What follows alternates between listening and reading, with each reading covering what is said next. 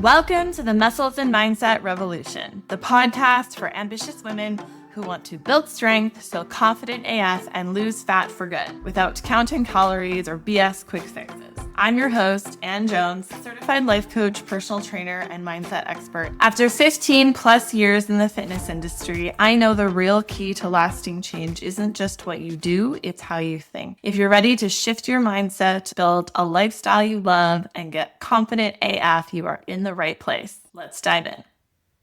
Hey friend, happy Thanksgiving Monday if you're listening in Canada in real time. And if you're tuning in a little bit later, maybe on your walk or driving to work, first of all, I really appreciate it. And second of all, I really hope that you had a great weekend full of whatever you needed the most, whether that was pumpkin pie, peace and quiet, a nap, family, chaos, skipping your workouts, doing your workouts, hitting the gym, or just lying on the couch rewatching Gilmore Girls. It's all good. I know that for a lot of women, especially high achievers, perfectionists, anyone who's ever dieted ever before, or maybe not even called it dieted, but just tried to watch what they're eating.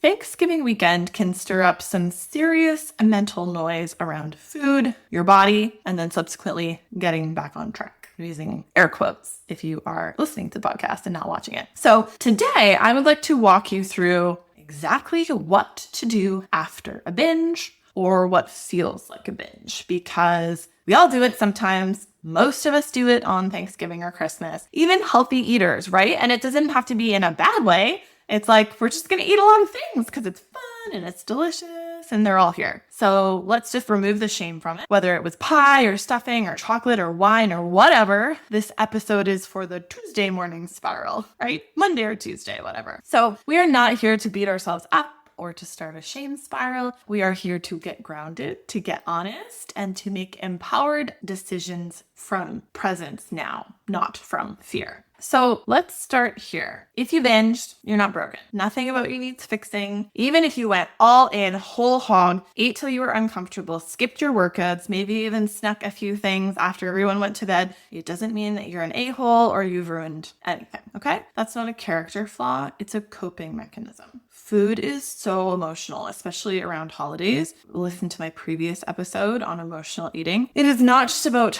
mashed potatoes. It is about comfort, family dynamics, oh my goodness, grief, tradition, celebration, being out of routine, burnout, nervous system regulation. It's all of these things. And if you have been restricting your food, either consciously or unconsciously, your body is supposed to want more. That's normal. If you have been holding yourself to an all or nothing standard, you are supposed to rebel eventually. That's normal for your brain to seek safety. This is a very normal human response to very human circumstances. So if you're thinking, oh, why did I do that? I always do this. The first thing I want you to do is try shifting to of course I did that. That makes so much sense. Now what?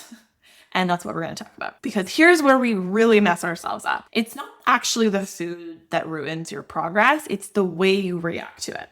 It's the frantic, I have to undo the damage response. The panic cardio, the starvation Monday or Tuesday, for the love of God, the January juice cleanse, I'm skipping lunch and having salad for dinner and I have to work out every day this week panic plan. That is what screws your metabolism, your confidence, and your consistency. That is what reinforces the cycle where food feels scary and you're always bouncing between chaos and control. So if that's where your brain is this morning, take a deep breath with me, put down the macro calculator. You don't need to tally up how many grams of sugar or how many glasses of wine you had. You don't need to punish yourself into being a good girl again. You just need to come back to your body. I'm going to tell you what to actually do in a couple of minutes. But first, I want to share my personal story with you. So the reason that I know all of this is, yes, because I have coached hundreds of women since 2009, 2010. And I've seen all the patterns, heard all the things. I've had my online coaching business now for 7 Thanksgivings. I know exactly what comes before, during, and after Thanksgiving. I have heard it all. I know what you're thinking. I know what you're saying to yourself. I know what you're saying to your girlfriends and your husband, okay? Because I've heard it all. And I have been there.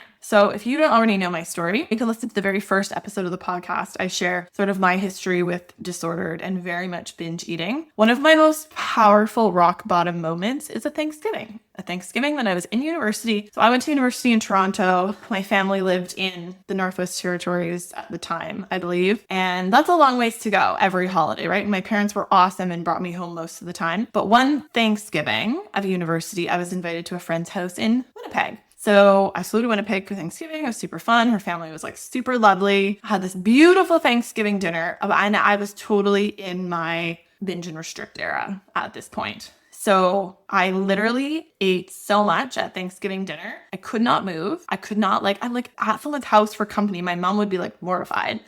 I was so full. I went upstairs. I think I just went to bed. Like I could not do anything and I didn't know any different. But the worst part is I felt so much shame about it after. And I tried to joke about it and it was fine. But I knew that I was out of control at this point, right? And it was very much the result of not having any connection with my body, my hunger or fullness cues, but also being in a place where I had been trying to restrict my eating for over a year. And given the opportunity to go buck wild, I took it every time, right?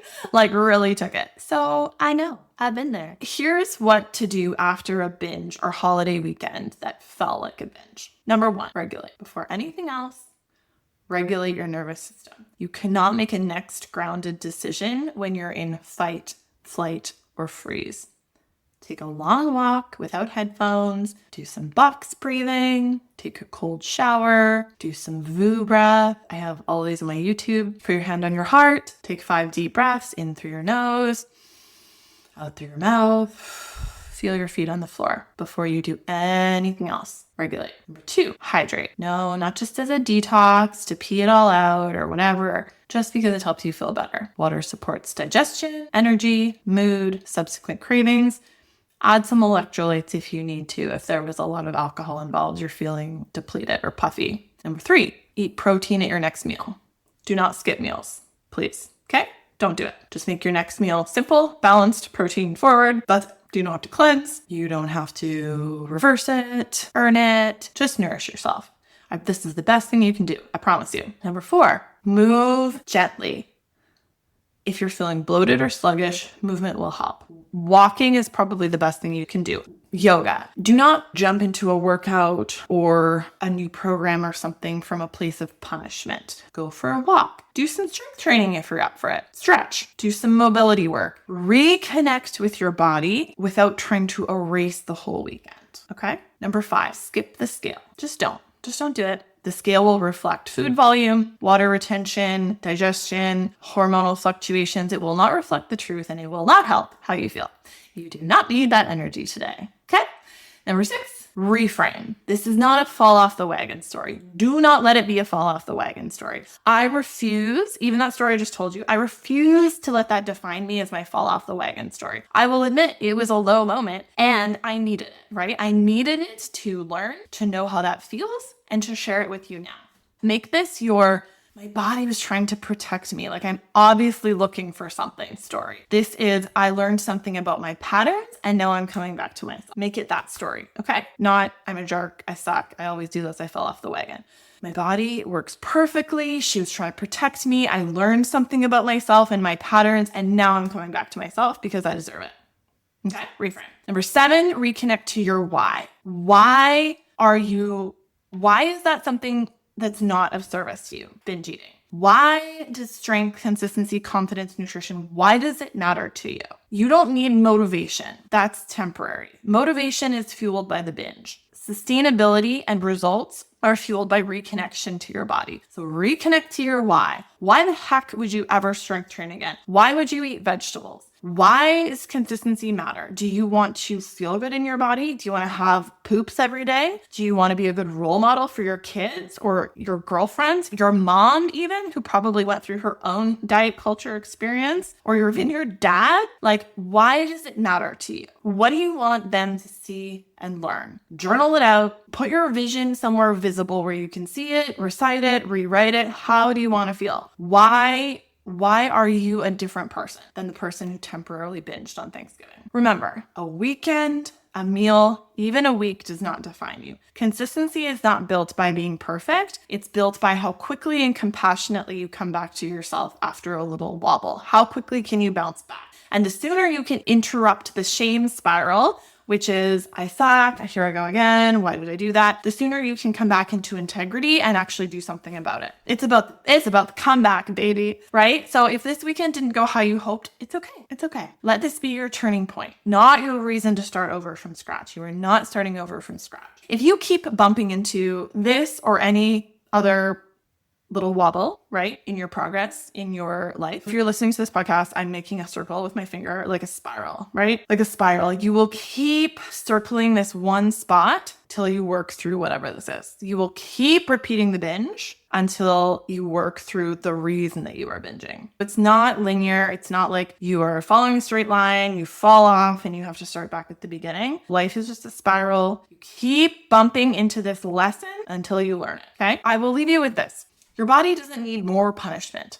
She gets enough of that from life, from lifestyle, from pollution, from all the sensory overload that she's experiencing every day. She needs your care. She's been trying to protect you through cravings, yes, through stress, through dysregulation, through anxiety. This is your body speaking to you. It's a symptom, not a something is wrong with you. You don't need to just be better. You just need to come back home. Hey, before you move on from this episode, I want to leave you with 3 simple journal prompts. You can pause and write these down or just think through them on a walk. Number 1, what did I need this weekend emotionally that I didn't get or physically? Number 2, how can I show my body care today instead of control? And number 3, what does the strong, grounded version of me want to do next? You are not broken. You are becoming. If this episode landed, I would love to hear from you. Come find me on Instagram at AnnJonesFit or share this episode with a friend who might need to hear this today. And if you're looking for actual tools to reset your habits, regulate your nervous system, and build consistency without perfection, you know where to find me. We have space inside the Muscles and Mindset 101 coaching program for women who want to feel confident, strong, and grounded all year long, not just when the conditions are perfect. Come join us. That's a wrap for today's episode of the Muscles and Mindset Revolution podcast.